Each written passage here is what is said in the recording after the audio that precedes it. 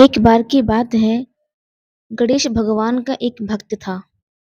वो रोज गणेश देवता की पूजा करता था, रोज मंदिर जाता था और रोज गणेश भगवान को मोतीचूर के लड्डू चढ़ाता था, प्रार्थना करता था, उनकी खूब पूजा करता था। एक दिन की बात है कि भक्त लड्डू चढ़ाकर भगवान का ध्यान कर रहा था। अचानक मंदिर में कहीं से कूदता हुआ, उछलता हुआ एक चूहा पहुंचा। गणेश जी के चरणों से होता हुआ उनके आसपास खूब मंडराया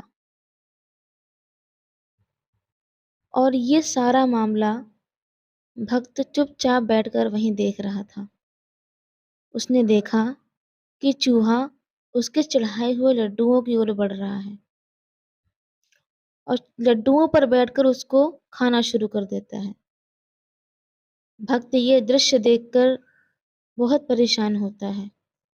वो भगवान से कहता है कि आप तो भगवान हैं, आपको मैंने अपना आराध्य माना है, आप मेरे लिए बहुत शक्तिशाली हैं। लेकिन जब आप अपने लड्डुओं की रक्षा इस चूहे से नहीं कर सकते, तो आप मेरी रक्षा कैसे करेंगे? जब आप इस चूहे को भगा नहीं सकते, तो आप मेरे संकटों को कैसे भगाएंगे? मैं ही पागल था जो अब तक आपको भगवान समझता रहा, क्योंकि इस दुनिया का सबसे ज्यादा शक्तिशाली तो चूहा है। आज से चूहा ही मेरा भगवान है। उस व्यक्ति ने चूहे को धीरे से पकड़ा और अपने घर ले आया। अपने घर में रखा, वहीं पे उसकी खूब सेवा की। रोज उसको लड्डू बना के खिलाता था। उसको सोने के सिंहासन पर बैठा दिया। अब चूहा धीरे धीरे मोटा होने लगा। एक दिन भक्त प्रेम से चूहे की पूजा कर रहा था। अचानक कहीं से एक बिल्ली आ गई। जैसे ही चूहे ने बिल्ली को देखा, वो सिंहासन से उछला और वहां से भाग गया। भाग कर गया और किसी बिल में छिप गया। भक्त ने देखा कि मेरे भगवान कहाँ भाग गए, और ये भी कैसे भगवान है कि एक बिल्ली से डरकर भाग गए। मैं भी कितना पागल हूँ जो अभी तक मैं चूहे की पूजा करता था, क्योंकि दुनिया का सबसे बड़ा भगवान तो ये बिल्ली है।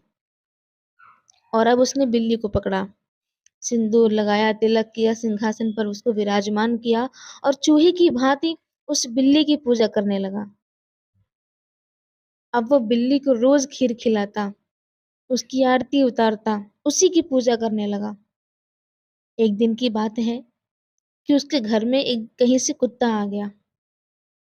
अब जैसे ही कुत्ते ने बिल्ली की ओर देखा, तो बिल्ली खीर का कटोरा छोड़कर वहां से भाग गई। और जब भक्त ने ये दृश्य देखा कि बिल्ली भी भाग गई, तो अपने मन में भक्त सोचने लगा कि आखिर देवताओं को हो क्या गया है, सारे के सारे भागते ही जा रहे हैं।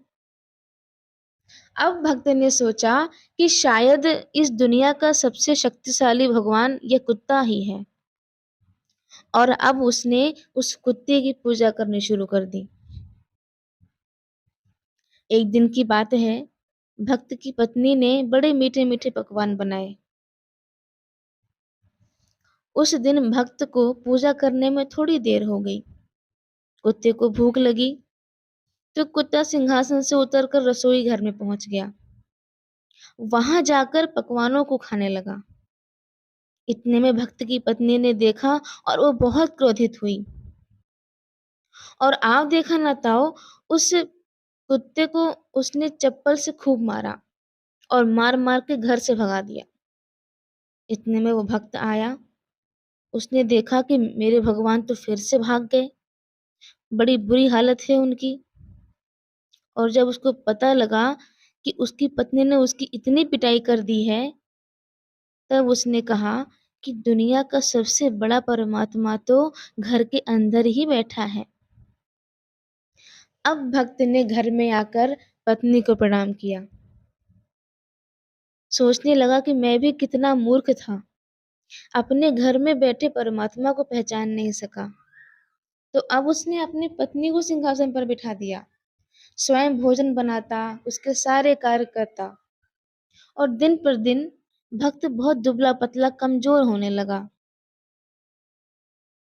क्योंकि अब उसको बाहर के काम के साथ-साथ घर का भी काम करना पड़ता था।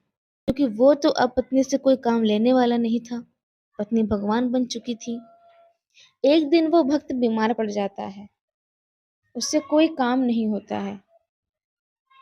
तो उस भक्त ने अपनी पत्नी से कहा कि आज मैं बहुत बीमार हूँ, क्या तुम स्वयं खाना बना लोगी? इतना सुनते ही पत्नी खूब क्रोधित हो जाती है। वो बोलती है कि तुम कैसे भक्त हो? अरे अपने भगवान से कोई भोजन बनवाता है क्या? कोई कार्य करवाता है क्या? देखो, जब तक मैं तुम्हारी पत्नी थी, तब तक तो मैं खाना बनाती थी, लेकिन अब मैं भगवान हो गई हूँ, इसलिए मैं खाना नहीं बनाऊंगी। भक्त पत्नी के वचन सुनते ही आग बबूला हो जाता है कि मैं देखता हूँ कि तुम खाना कैसे नहीं बनाओगी। और क्रोध में आकर उसने अपनी पत्नी को 2 थप्पड़ लगा दिए। तो उसकी पत्नी सिंहासन से नीचे उतरकर चरणों में गिरकर लौटने लगी, रोने लगी, माफी मांगने लगी। भक्त ने देखा कि जिसे मैं अब तक भगवान मानता था, देवी समझता था, वो तो आज मेरे चरणों में पड़ी है। इसका अर्थ ये है कि दुनिया का सबसे शक्तिशाली मैं स्वयं हूँ, अर्थात मैं ही परमात्मा हूँ, मैं ही भगवान हूँ। उस दिन भक्त अपने आप को पहचान गया कि मैं अब तक व्यर्थ इधर-उधर सिर पटकता रहा। कभी गणेश को, कभी चूहे को, कभी बिल्ली को, कभी कुत्ते को, कभी स्वयं पत्नी को परमात्मा मानता रहा। जबकि परमात्मा तो मैं स्वयं हूँ। तो वो भक्त अपने आप में लौट आया। लेकिन आज हम अपने में नहीं लौट पाए हैं। हमारी आकांक्षा न जाने किस-किस को परमात्मा बना देती है। परमात्मा को न जाने हम कहाँ-कहाँ ढूँढते रहते हैं। कभी किसी मूर्ति में, कभी किसी मूर्ति में। और इन सब के चक्कर में हम जीवन भर भटकते रहते हैं। जीवन भर क्या, जन्म-जन्म भटकते रहते हैं। क्योंकि जब तक हम अपने आप में नहीं उतरेंगे, अपने भीतर नहीं झाँकेंगे, हमें उस परमात्मा का दर्शन नहीं हो सकता।